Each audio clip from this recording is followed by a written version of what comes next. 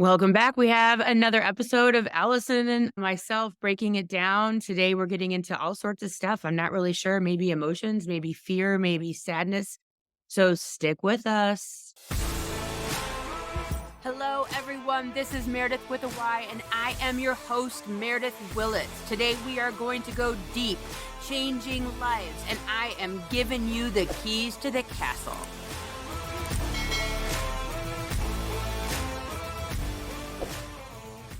Allison, thank you so much for coming back and doing this with me again. We haven't decided. Are we like going to break off and do this as our own thing? Are we just going to morph this into Meredith and Allison with Y's? I guess to be determined, but I think we gotta keep it up. It's so good. I like you. You text shows Allison texted me right before we started recording. She's, do you have any topics you want to talk about? I'm like, yeah, no.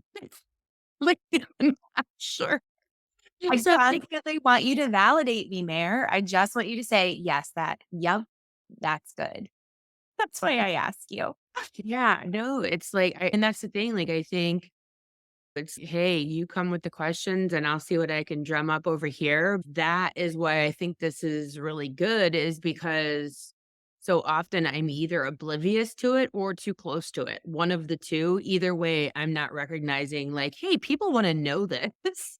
And Yeah. so we should talk about it. Like some things, obviously, from my past podcasts are obvious. And I'm like, okay, this seems like something I want to talk about. But I think the really cool part about this series is that you're bringing forth topics that other people might want to know about. Yeah. Yeah. I love that. It's like the forest through the trees thing, and you are my beautiful unicorn of untapped knowledge, so it's a good match. Weirdness. Exactly. So today, I guess some of the things I was thinking about, I just sense this super, super strong energy of the breakdown before the breakthrough, which is something you talk about a lot. Really in the air right now, the energetic forecast and talking about the breakdown. Nobody wants to have a breakdown, but everybody wants to have change in life, and I shouldn't say everybody wants to have change. Everybody wants something new and better and upgraded, but we forget that we have to have a breakdown before we can have a breakthrough. So I would love to talk a little bit more about that and about how some of our emotions play into that. So when you're looking at that, what do you see? Such a great question. Such a great topic because I think people really get frustrated with the breakdown because you're right. It doesn't feel good. It doesn't feel good to watch your world fall apart or the way that you believe about things to be crushed. We hate change as a rule in society. Even if the change is for the better, a lot of times we can't even see that because we're inside of the breakdown. Like so much of what is going on right now politically and globally, it's very uncomfortable. It's unsettling, but it doesn't mean that we're not going to go forward onto a better way. So, personally, when I experience this, it can come up as feelings of depression, being lethargic, frustrated. It really finds itself in the body. And and it's uncomfortable. I think I talked about this in the last series about the attachment disorder and how it's been shown psychologically that the breakdown is actually imperative to change. So when you're looking at, hey, this person is going on to be a better version of themselves or to make great strides in their relationship or their personal growth, what has to happen is that the old you has to fall away. And when we look at the collective, the old us has to fall away. We cannot continue on inside of the space of what is and also want better. And this is where we get into the debate, which so many people are like, hey, make America great again, and all of those things. And even if you do believe that there was a America great again, meaning that there was a better America of the past, either way, we're still here right. So even if we want to incorporate some of our old traditions, if we want to have new traditions, if we want to have a new way so that there's not billionaires and lots of millionaires, and then 99% of the public is broke and a very small middle class. If we want anything to go back to that, let's say, from a consumer point of view, we need to change what is now. And to change what is now, things need to fall apart, so to speak, fall away, make strides, even if it is to go back. You can't go back without breaking down where we're at today. And that holds true personally. And so, is it uncomfortable? Yes, we tend to like being on a continuum. We like to be, I don't know, floating, if you will, inside of what is. And a lot of times what we don't know is way scarier than what we do know, which is why a lot of people stay in abusive relationships or shitty jobs or whatever it is because, hey, what if what's coming is worse? So a lot of people will tolerate negativity or bad things because their fear of the unknown is greater than how bad it is right this second. Where that comes from, this because I think that's very core to the human experience is having a fear of the excuse me, is having a fear of the unknown. Is that something that we're taught? Are we born with that? Is that a survival skill that we've adapted from over time? It's just I think when I think about what really holds us back, I feel like that's huge to what holds us back as a human race, Yeah. is that fear of the unknown, that fear of change. When I'm looking at it from a scientific perspective, objects going in a continued motion want to continue going in that motion and will continue going in that direction unless an equal and opposite force is placed upon it. So that is the same as for humans. So if a ball is rolling and down in a straight line, it will continue to go in that straight line unless some sort of force is placed upon it. If a ball is heading down in a direction, if someone kicks it, or like I said, if the table falls away, then the ball will change direction. And I think that that is energetic, right? That's an energetic law. And so we are energetic beings. So there's this desire to continue on in the path that we are on that I think is intrinsic to being human and intrinsic to being energetic. But also, I believe that there is some sort of trauma response blended in there, right? So if I'm getting my ass kicked by my parents every single day, and I've gotten used to getting my ass kicked by my parents every single day, and then they're like, "You're gonna go live with your grandma," and you have no basis for what grandma might be like, but it's the, "What if she's worse?" So I think there's a bit of trauma response of there's a lot of people that I talk to in coaching that they're very afraid of the other shoe that's going to drop. So even though this shoe's bad, waiting for the other shoe to drop, as they say, meaning for what's coming could be even worse. So it's the belief that the unknown will primarily be worse than where you're at in the current moment versus better. Very few people are programmed to believe that the unknown is better than the known, or what's coming is going to be better than what is, which I find really fascinating. And I want to talk about this for 1 second because I did get this kind of clear channeled information yesterday or the day before. And so I really like to think a lot about the idea of heaven and the soul and earth and the human experience. And what I was basically shown was this concept, if you will, of that the earth is always pulling us in a direction of kind of feeding humanity, feeding the human experience. So addiction or things that are humanly pleasurable. Now, I'm not talking about sex because sex can be both human and it can be spiritual. So that one's, it would have to be a case by case basis. But basically, what I was shown was that our spirit is always trying to get us to understand our power.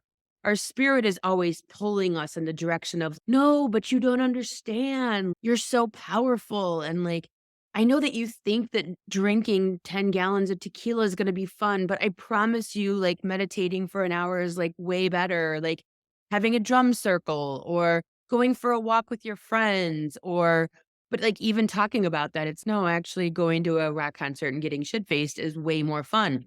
And there's this like really weird dynamic the way I was shown it, and it's like there's this heavenly kind of pull of our spirit, but yet our physical human carbon-based 666 base, which 666 is the scientific number of carbon, fascinatingly enough. And so it's always pulling us in this opposite direction of, like I said, addiction or negativity, fighting. And so we are equally made up of both of these parts. And there's something about the human experience. And like they say, the devil is the prince of the earth. And when I look at that, when I think on these things, you could almost think of the movie Pinocchio. When Pinocchio goes to the island, I think it was of misfit boys or something of that, right? And they turn into donkeys. And so they're playing pool and they're drinking alcohol and they're smoking cigars and then they turn into donkeys, right? And then Pinocchio watches that happen is, wait a minute, I don't want to turn into a donkey.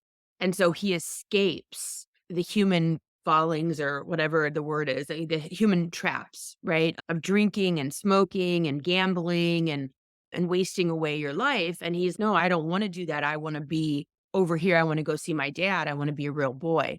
And I think that's actually a much more powerful imagery, and I think it's actually a pretty fascinating and powerful message to the world that, yeah, these things can be fun, but you have to ask yourself at the end of the day, what's your end game? Like, where is this leading to?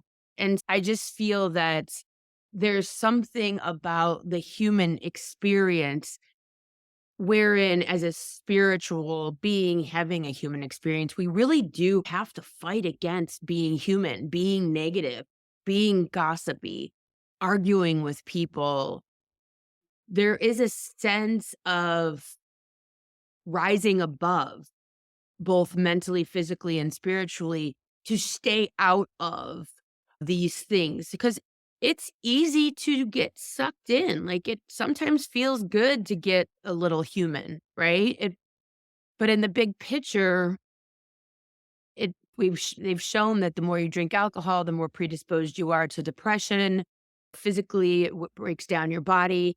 It's just fascinating if you sat there and made a list of all the human trappings and all the spiritual trappings and their detriment to the body, the detriment to the mind, the detriment to the psychological aspect of self.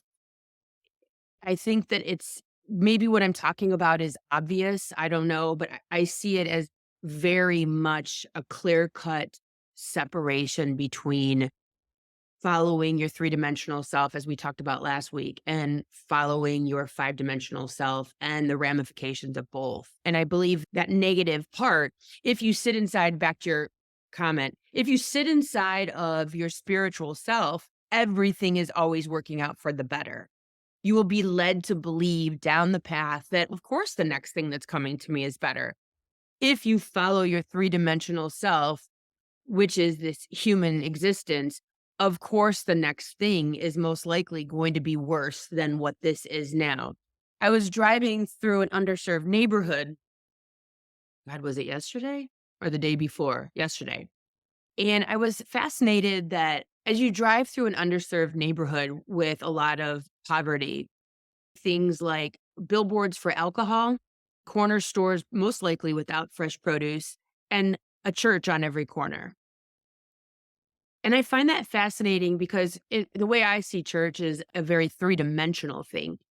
Church is a three-dimensional thing. It's not really a spiritual thing. It makes you believe that you need to do things to have salvation. You need to do things. You need to pay for things. You need to tithe. You need to show up. You need to donate. You need to, whatever the thing is that you are not good enough. You're always coming up when you're looking at religion and the church. And it makes you believe that you are at all times a sinner worthy of hell. And so I just find it fascinating when you look at these underserved places, it's it's all very you need to lean into a pastor or a priest. To me, they all go hand in hand. To me, religion actually is feeding the three-dimensional. Religion does not feed the spiritual 5D self that says everything that you need, you have, and you don't need anyone to lean into, and you don't need to go to church. You just need to love everyone as yourself, and that's it. That's the end of the story. And I just find it fascinating that I believe that where we're at right now, because we talked about this right before hitting record. I find it fascinating that I believe that where we're at right now is that we're being shown behind the curtain a lot of the lies that we've been told about religious leaders and political leaders. We're being shown behind the curtain that everything that we thought was good and what we thought was true isn't. And I believe in the next it could be the next year or so, we're going to see more and more that's going to be revealed to us because of this breakdown that our society is going through, our whole world is going through right now. Yeah, I think the more you sit inside of your human self, the more you're going to believe that things are getting worse. The more you sit inside your spiritual self, you understand that what we're going through right now is a catalyst to change, opportunity, and betterment of our world as a human race. Yeah. Yeah. I I think know that what? and I know that was just a lot. That was just a lot, but it all ties back together. So when you're sitting inside of all of that and taking that in as an individual, what do you think each of us can do? What can we lean into? What can we do physically with our bodies, emotionally? How can we change our perspective so that we can lean into that things are always happening for my greatest good when the world is falling from around us and we feel a sense of insecurity, a sense of sadness, grief. And maybe we need to unpack that first before we go to the solution, the feelings of grief and loss around change. Yeah. I think all of it is relevant. The funny thing is I have a lot of people that will reach out to me and say, "I think I might be psychic. I think I might be a medium. I think I might be getting channeled messages, but I'm afraid of it." And my response to them is always the same. I understand because once you see it, you can't unsee it. So for myself, my breakdown was pretty profound. My breakdown around my white supremacy, my breakdown around the belief that my education was true and real. My belief that the history that I taught was not lies. My belief that people that are at churches want the best for me and that is a good place to go. That's basically breaking down my entire ego.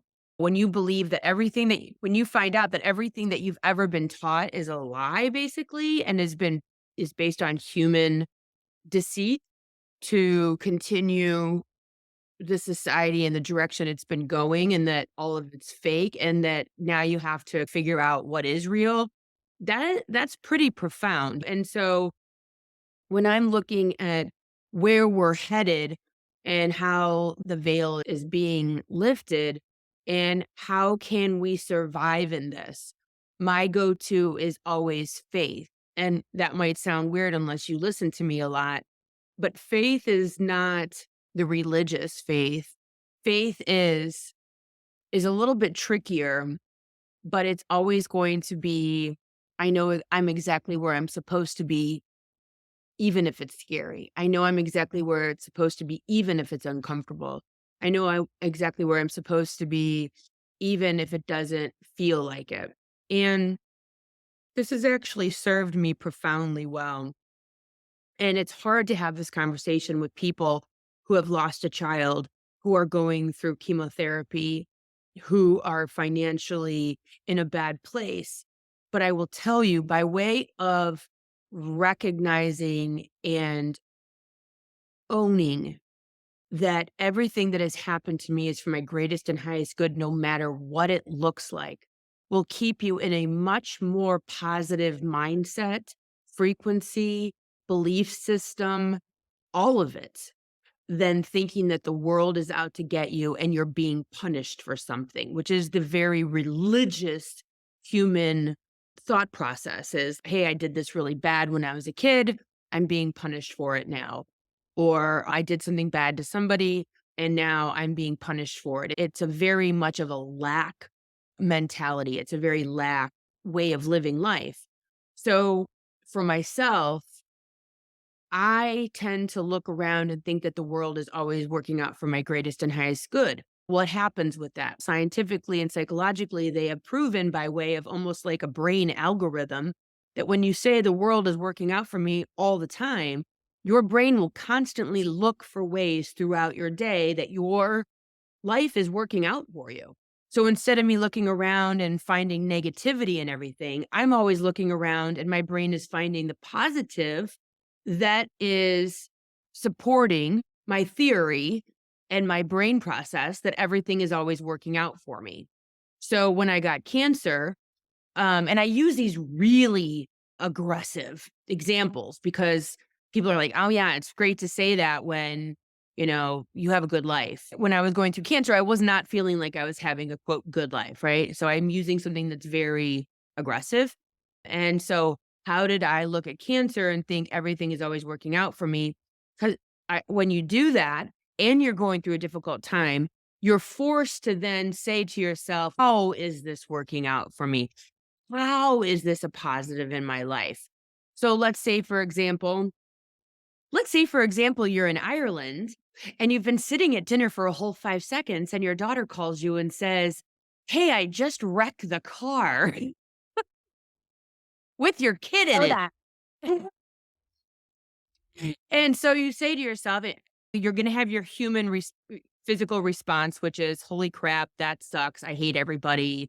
How much is it going to cost me? Is everyone okay? I told her to drive safely as she was taking us to airport and driving like a turd." Like your initial human reaction, right? But then I go back to the way I choose to live my life, which is to choose to not suffer, which is to choose to find the lesson in the blessing, which is to choose to recognize that everything is working out for my greatest good, and then to choose to look around for how this car accident could be or is working out for my greatest and highest good in real time so that I don't have to choose to suffer, so that I can choose to make it a positive. And so, in that moment, which of course I've used here many times, is the fender bender is saving you from the car accident. And so in real time in Ireland, as my daughter just wrecked my car and literally put a metal pole and mailbox through the whole back of my car, which Brock said, who's 11, it sounded like the car was exploding, which you know how glass, when it like explodes, it does sound like an explosion. I said to myself, the fender bender's saving them from the car accident. In real time. In real time, I was looking at probably a $4,000 car accident and saying, "How is this benefiting me in real time so that I can choose not to suffer?" Now, do I know for a fact that it was saving them from a car accident? No, I do not know that for a fact. However, I have seen people say these types of things, and then they drive down the street and then they see ambulances or police cars or the plumber who was late, which prevented the person from going into work on 9/11. So there are examples of this like that are obvious, but regardless, I choose to keep my frequency high and not get mad at my daughter and not get upset over this financial situation in real time. So that's having faith in real time. So when I'm looking at the unknown, I understand because of my practice. I really see it as a practice. They say it's a yoga practice, meaning you're not going to start yoga and put your foot behind your head. You're not going to start faith and be like, "Yay, I have cancer. My kid's just got in a car accident. This is the greatest day of my life." Like it takes a minute. This is truly a practice. Like it's because we're not trained like this. We're not trained. We're trained from our parents. Don't walk with a pencil. It's going to go through your eye.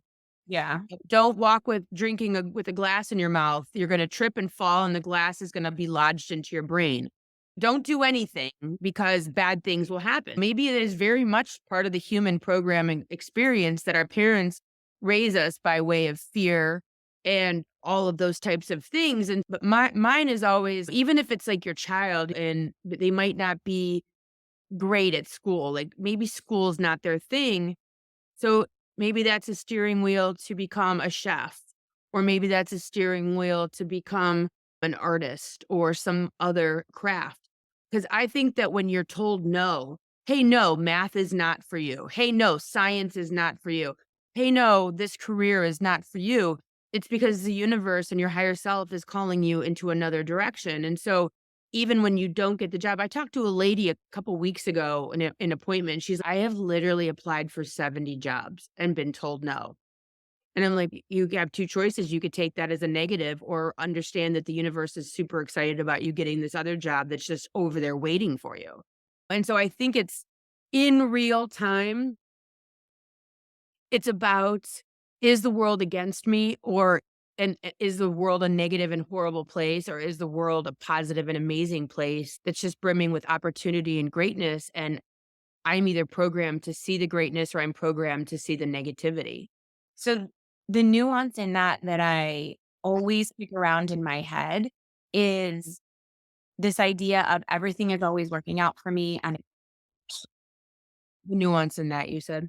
the nuance in what you're saying, something that's always rattled around in my brain, and maybe you can shed some light and clarity on this piece because I think sometimes they seem like they can't exist together. So I'd love to know how they do. Is the idea of things are always working out for me. Everything's happening for my greatest good. I'm exactly where I'm supposed to be. We have that piece.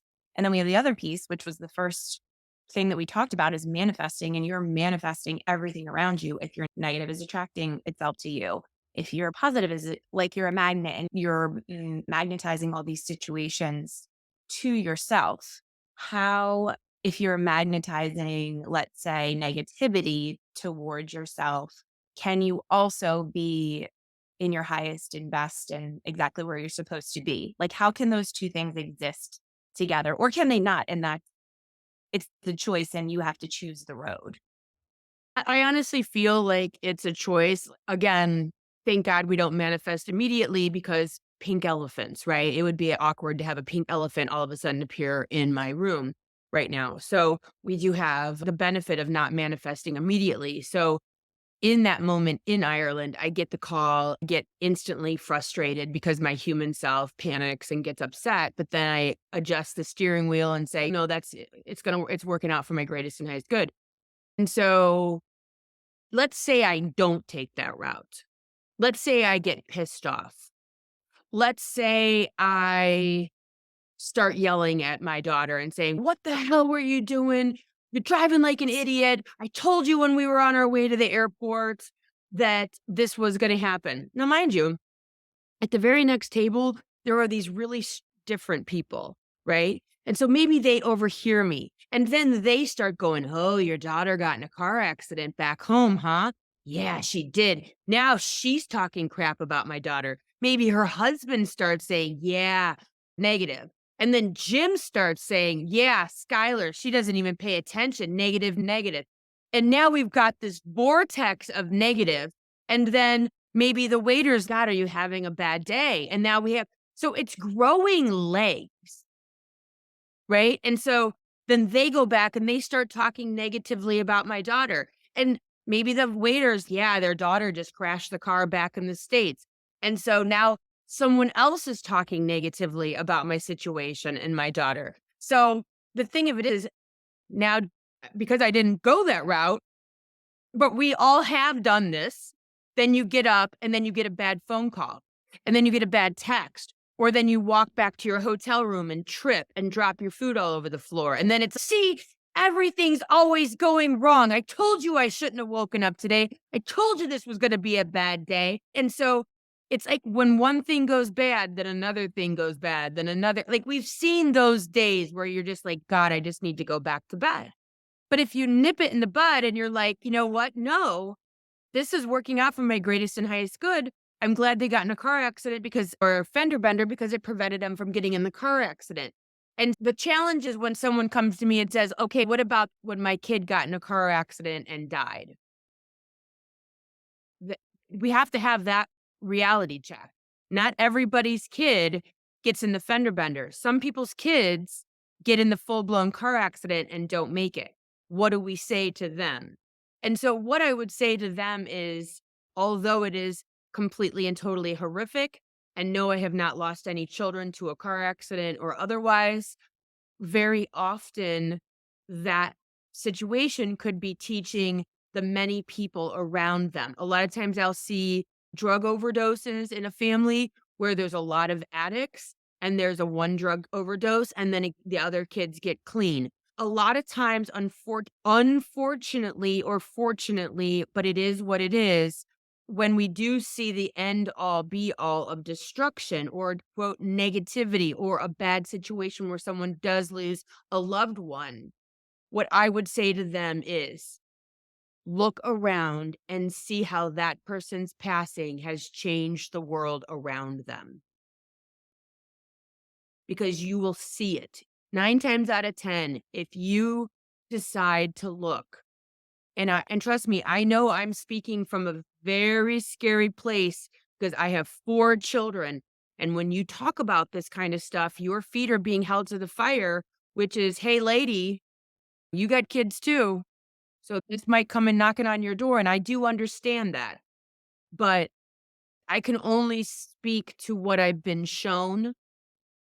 I can only speak to how I see it and the way I have been shown that this is how it works out from people that have passed. This Hmm. is information from people that have passed. This is not Meredith's religion or Meredith deciding that this is what it's like. So when you're talking about being positive and being negative and manifesting, when you look at it and you say, "Hey, are you magnetizing that?" I believe 1,000%, which is why it is a practice, which is why you have to work on it, which is why you have to stop yourself and say, "Am I gonna take the human route and be like, 'Yeah, see, told you everything turns to shit,' or am I gonna say, 'No, it's working out for my greatest and highest good, and I have faith that it's gonna be okay?'" Yeah. It's not easy. We are human. It's not easy. It's definitely a shift. So when you're looking at that and you have that person that's going through the breakdown, like we're talking about, we have this collective breakdown and you start to spiral and you say, nothing's working out for me. This is going terribly. Would you say that it's as simple as just being aware of your thoughts and saying, okay, how can I change my perspective on what is happening? How can I look at this and say, how is this working out for me? How is this piece falling apart actually pointing me in a direction that I need to be going in, or things Yeah. like that?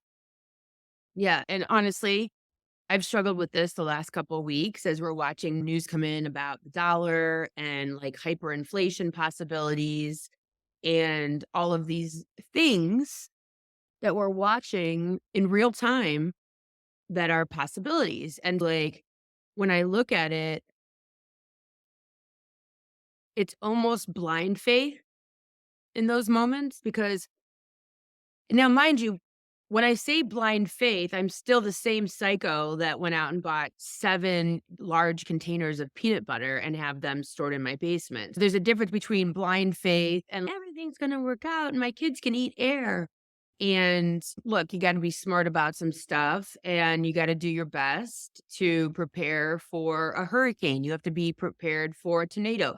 You don't just sit in the middle of a glass greenhouse while a tornado's coming. You get the tools that are afforded to you. You go in a ditch, you go in a basement, go in a room without windows. You be smart because you're still living a human experience. But that doesn't mean that your brain and the way you think about things can't see the few steps ahead and go, I know that we're having this weird situation with the dollar, but honestly, we've been printing money since 19, what, 71. with no gold backing, and we're just keep printing money, and we're going farther into debt into God knows what. And it's not healthy for our country. It's not healthy for society. It's not healthy to have 99% of the citizens of the United States that would be considered struggling financially. Something's got to give. Something has to change. And I speak from experience in such that I know people who are multi-millionaires who have 6 houses and 7 cars and have more money than they can ever spend and pay their employees $200 a week for a 40-hour work week after they pay for their $10,000 insurance deductible. This isn't working. It doesn't make sense that people should have to work 80, 90, 100 hours a week and not be able to take care of their kids or put food on the table. And you see this time and time again. It's not working. It's not sustainable. And what we're seeing is the fact that it isn't sustainable. And so when something is not sustainable, there's an imbalance. It's when you do something and you get exhausted, or when you go to a job and you don't like it, or when you're in a relationship and you get anxiety and depression. Those are signs and symptoms of imbalance. So what we're seeing right now are the signs and symptoms of an unhealthy economy, of imbalance, of things that cannot be sustained. And is it fun? No, but maybe it would be fun if I were making $14,000 a year with 2 kids and I'm going, "Yeah, something's gotta give. This is bullshit." Like, I hope that this breaks down. But the people at the top, the people with microphones, the people that don't want any of this to change, those are the people that are making ends meet. Those are people that are not having a problem. Those are people that are affording to take care of their children. And from a selfish perspective, do I want to see any of this change? No, because I'm making ends meet. I financially am doing A-OK. So do I want to see the breakdown? Hell no. Give me my bank account, give me my stocks, give me my portfolio, because I can afford to continue on this way. Or can I? Right. When's my breakdown coming? When are they gonna start taking from me? And so we are definitely seeing a huge shift, but for myself, I just keep telling myself, whatever is supposed to come, even with COVID, like in the beginning of COVID, if you look at that and it's just, oh my gosh, we're on lockdown. And at first it was cute and everyone's canning fruit and learning how to do different crafts. And then it's okay, this isn't fun anymore. But think how much we have learned from COVID, right? People moved out of the cities. People are working from home. People aren't flying all over the country to go to business meetings when they can just jump on a Zoom call. So there's less airplanes, there's less traffic, there's a lot of benefits that came down from the breakdown of COVID. And I think that's what we are going to see moving forward in the financial system and in the political system is we're going to move away from a two-party system. We're going to move away from these big PACs. And politics is just another business. So I think that we're about to see that business start to have a huge breakdown because we've relied on them. I think it's gonna be by the people moving forward just because we believe it's by the people for the people now, and it's absolutely not. It's by the corporations, it's by BlackRock, it's by these big, huge conglomerates that own everything. Yeah. Yeah. It's interesting you say that all because I'm reflecting on last night. I was at a friend's house who is extremely wealthy, top 0.1% probably. And Mhm. they were having a fundraiser for their foundation.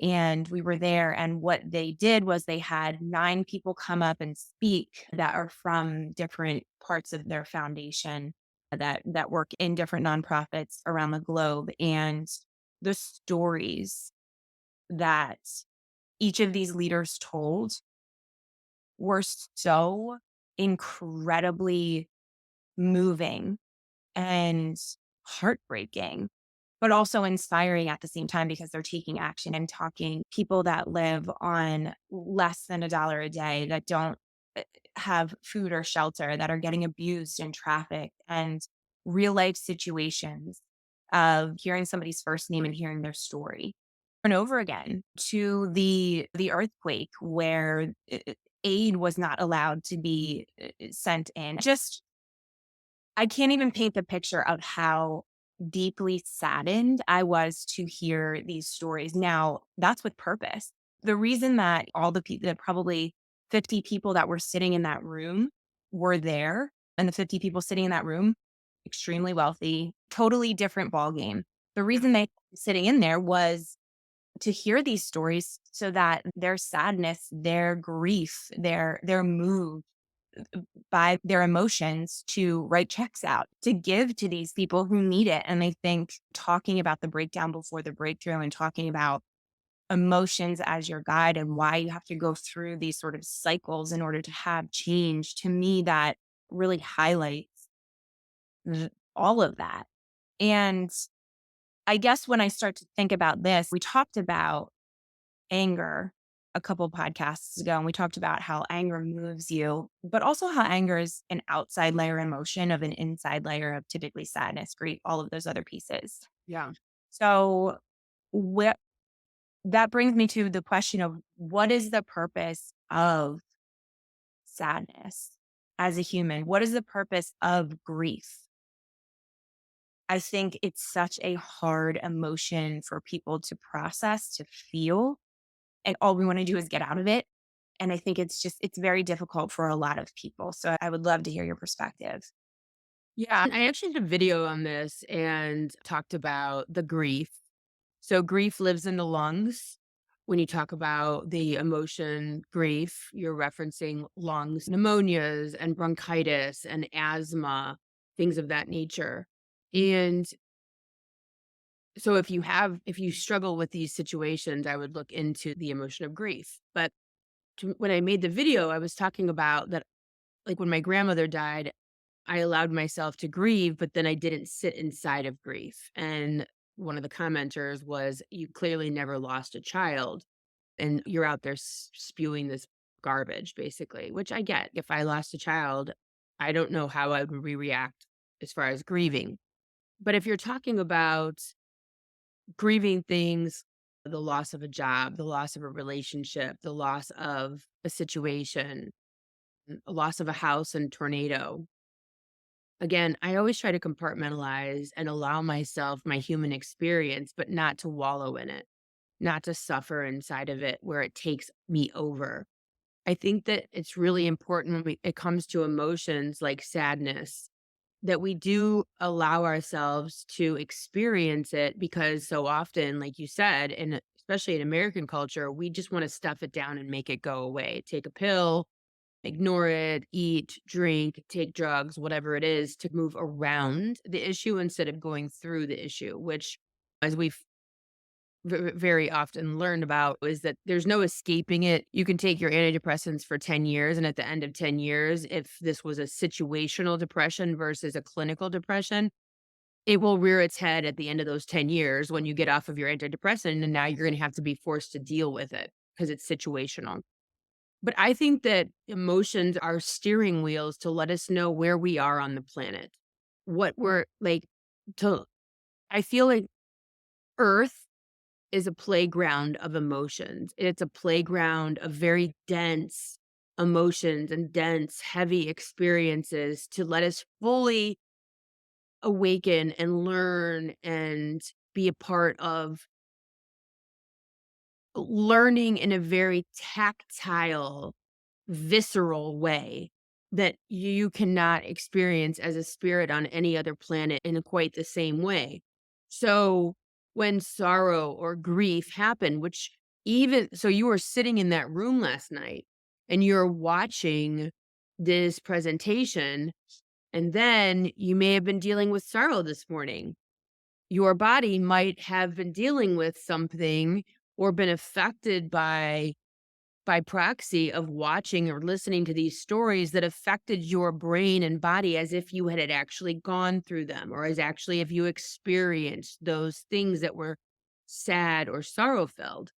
And that's the thing is when I do emotional release with clients, very many times people are affected or have emotions attached to them or they have trapped emotions that are in their physical body that they got by way of absorption, or they've inherited, or they saw their mom crying because of something and they felt that same feelings of grief, even though they did not go through that grief.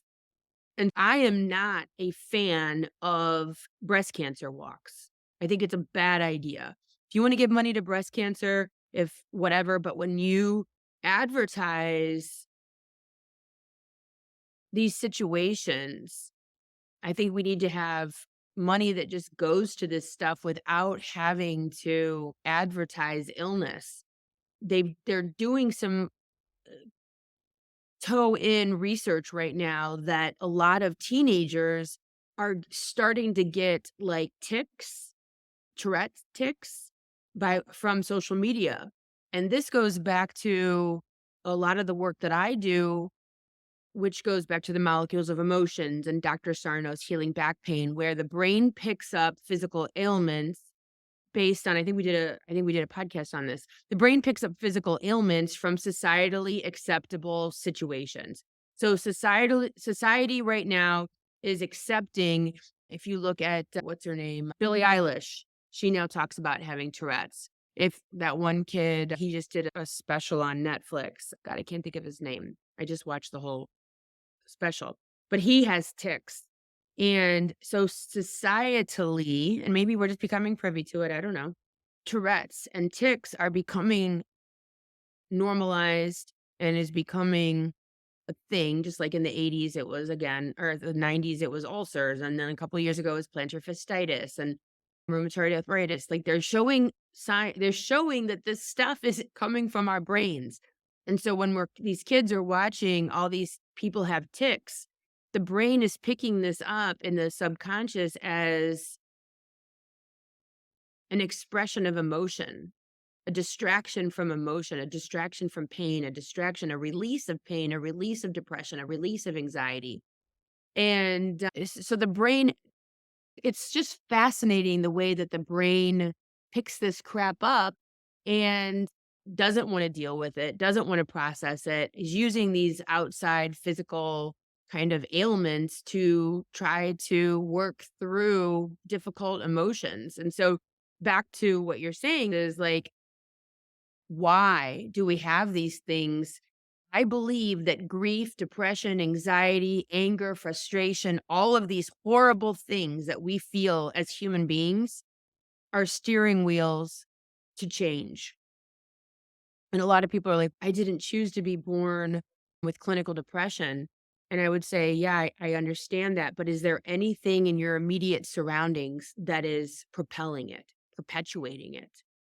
If my husband comes home and is negative every day, and I start to feel depression, and then I go see a therapist and they're like, "We've talked about this ad nauseum, maybe you should try some antidepressants." Is it my brain or is it my husband who comes home like an asshole every day that I just don't wanna get a divorce? Or is it my job that I'm working where I'm not appreciated and I'm paid too little and there's an imbalance, and so I start to get depressed. And so I truly believe that 95% of these negative emotions and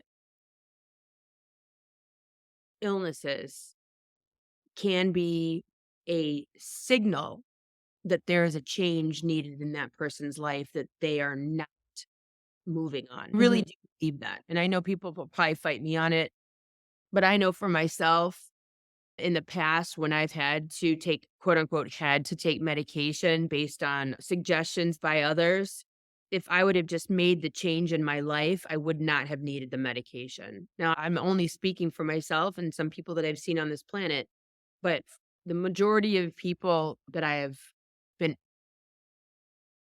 they need to make a change in their life that they're not willing to make at that time. Yeah, that goes back to the last podcast we did about the mind body connection, which I think was a really powerful one. That Listen to that if you haven't.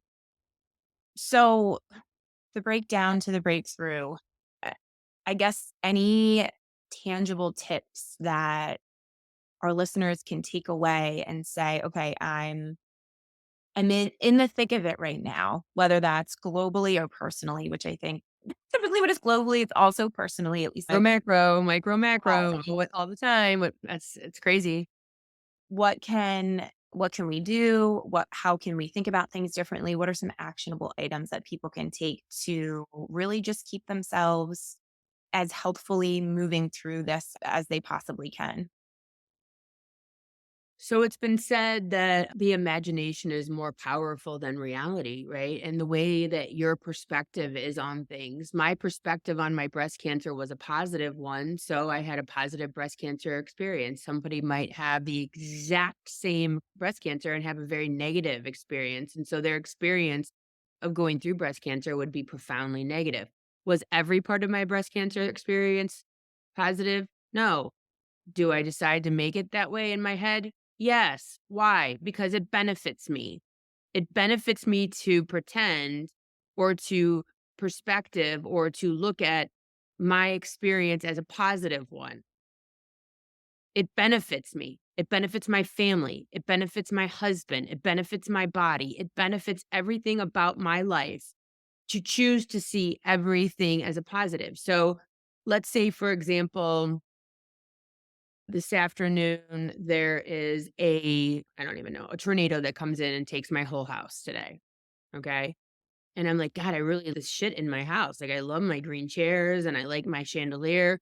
But then if I decide, "Okay, my house has just been taken today by a tornado, what positive can come through this?"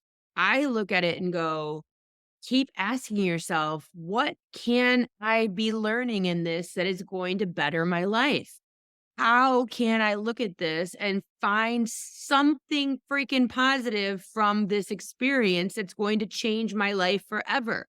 Mhm. Nothing that comes in is ever not positivable. Yeah. We've coined that.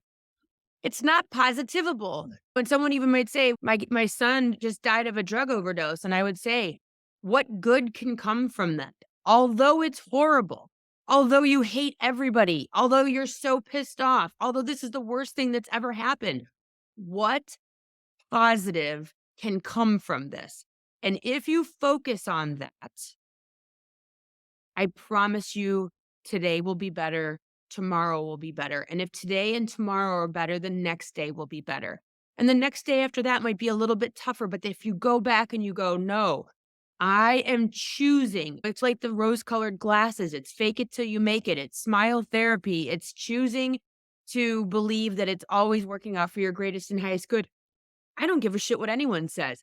Choosing to believe what I believe, which is everything is working out to my greatest and highest good, is going to have a better life experience than the world is against me. I'm always suffering and everyone's out to get me.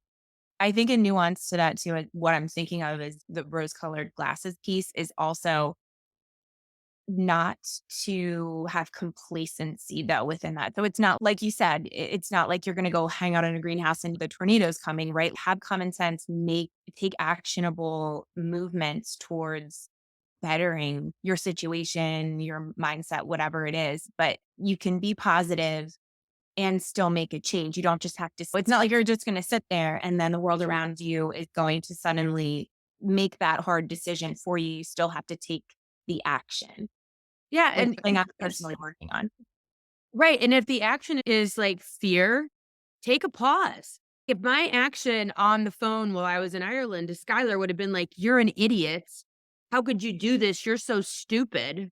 If my choice when the car accident fender bender happened would be to ball up negativity and throw it at someone or sit inside of the negative, you're better off neutralizing. You're better off going, "You know what? I'm not in a great headspace to go to this interview today. I'm not in a great headspace to go look at this house today. I'm not in a great headspace to go do XYZ." Get yourself at least to neutral so that you're not carrying in a bag of shit. I think that's really important is that you do have to show up, but you also have to choose how you're about to show up. Yeah. Yeah. So it's like step one, step two. Step one, figure out how to get yourself in at least a neutral headspace. Two, then take action. But you can, if you do it the other way around, you're not going to accomplish what you're trying to accomplish. The I firmly if you believe look that. at the wealthiest people on the planet, the majority of them don't touch their phone first thing in the morning. They never watch the news, and they practice mindfulness. They'll get up, they'll have their tea, they'll do breath work, they'll do meditations, they'll do an exercise. Like, they understand. If you look at the wealthiest, most successful people on our planet, they understand beyond a shadow of a doubt how important the way their brain absorbs and the world is. They know that their mind is the most important catalyst to their success and to their health. And to go read the books of the wealthiest, most successful people on our planet, and they're all going to tell you the way that you think about your world is the most important thing, because that is what attracts the rest of your life to you. Yes. If you have a shitty marriage, run. Today, call a divorce attorney and get out of it. If you're in an abusive relationship where you are miserable day in and day out, get out. But that's why it goes they just said, "But that's why we have so many churches and alcohol billboards in underserved neighborhoods, because we wanna perpetuate the negative thought process, because we need people to be poor. We need people to do blue collar jobs. We need people to go pick up trash." And I'm not saying that those jobs are less than, but the way our society is built, the way that our capitalist society is planned out is such that it is very important that the majority of the population does not believe in themselves, that the majority of the population does not believe that the world is working out for the greatest and highest good. They want everybody in church on their knees begging for salvation, and then to go home and eat canned food and boxed carbohydrates and finish off a fifth of whiskey. That it benefits the elites. And if people listen to podcasts like this and realize that they actually can get out of the capitalist wheel, which is where we're heading. I'm not saying capitalism is going to go away, but it's going to shift profoundly. We need people to be broke. We need people to feel like shit about themselves and feel like terrible sinners. We need people to stay inside of the mindset of alcohol and drugs and negativity. If everyone listened to this podcast and changed the way that they thought, the world would be a very different place, because they would know that they don't need to go to a church to feel good 24/7, that they were saved this morning just because they took their first breath, that there's nothing that they can do or need to do for salvation. But the capitalist world, that doesn't benefit them. So that's why underserved neighborhoods look the way that they do. Food deserts, alcohol, bodegas, and lots of churches. I think the main message I'm getting from you is to, and again, I think this might even be your first podcast, is just don't look outside of yourself. Figure out how to change your mindset, change your perspective first, then take action, and then the world around you will change one step at a time. And just Yep. don't give up. Just it's a practice, like you said. Don't give up. It's a practice every day. You fall off the worst, we all fall off the worst. Get back on. Just keep going back to yourself and believing that you have everything you need inside of you. Yep. If you look at I think for whatever reason, I'm always these little things stick in my head. If you look at these kids that come from like an underserved neighborhood and end up going to Harvard Law School, right? They were not looking to the outside world for their self-worth. They were not looking to their outside underserved neighborhood, maybe single mom working 6 jobs and all their friends are dealing drugs or having a rough go of life, maybe dropping out of school. They were only looking inside themselves. The whole world was against them. The whole world was telling them, their whole world, their whole experience was telling them, you're never going to get anywhere. You're going to be a drug dealer. You're maybe if you're lucky, you'll play basketball for the NBA. Your mom's never home to take you. They don't care. They went inside of self and said, "No, I'm good enough. This is the life that I want." And if you look at a kid from a very wealthy neighborhood who becomes a drug dealer or does nothing with their life, they look at the world and go, "It's my mom's fault that I'm like this. My dad never paid attention to me. My teachers were mean." Whatever it is. They use the whole world as an excuse as to why they aren't successful. But that kid from the other underserved neighborhood, he looks and goes, "I'm not gonna look at any reason as to why I'm not gonna have a good life. I'm gonna rely on me." And if more people understood that it's all about you and to get super selfish and don't look at what the world has to say about anything. Just go inside of yourself and ask yourself, what do I feel about this? How do I feel about myself? What do I want for my life? With no excuses as to my parents or to society, or even, like I said, maybe your kid's not the smartest kid in the world and doesn't have a 34 on their ACTs, but they're really freaking good at 300 other things. Society would tell you that your kid's a loser. Don't listen. Society is built to sustain society. And the only way to sustain society is to make sure that 99% of the population are worker bees. And how do we do that? By making them believe that they are a victim to society. It's all self-perpetuating. But you have to decide, this isn't working for me. I'm going to listen. Happiness comes from within, period. Self-worth comes from within. Don't look at the world around you to assess who and where you are. People think you're nuts. What do you mean you're happy that you have breast cancer? Yeah, I learned to ask for help. It's a good thing.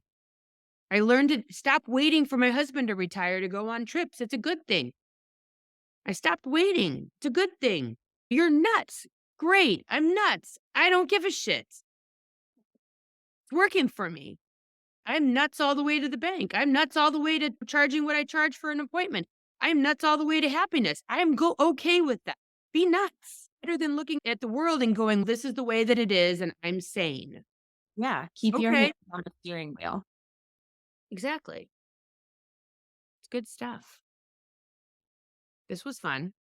It was fun. I hope everybody can take away some actionable pieces and some perspective shifts that can help get you through anything you might be going through, or just have a more peaceful perspective on this wild shifting world that we are in.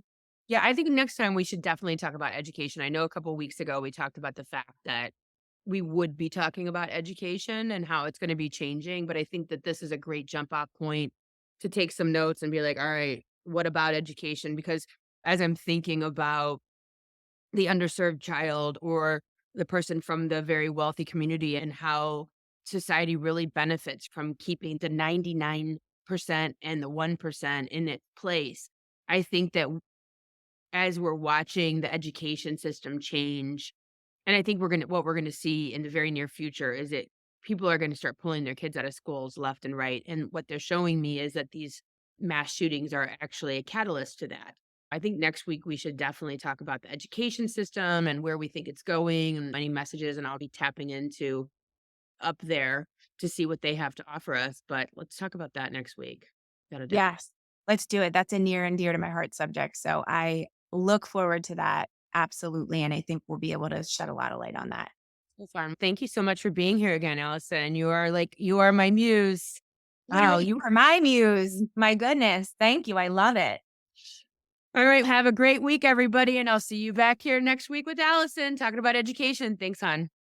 Bye bye. Thanks for listening. If you would like to connect on a more personal level, head over to meredithwillits.com or on Instagram at Meredith with a Y for behind the scene footage and outtakes. Please subscribe and come back each week for more Meredith with a Y. Thanks again for listening. Cheers.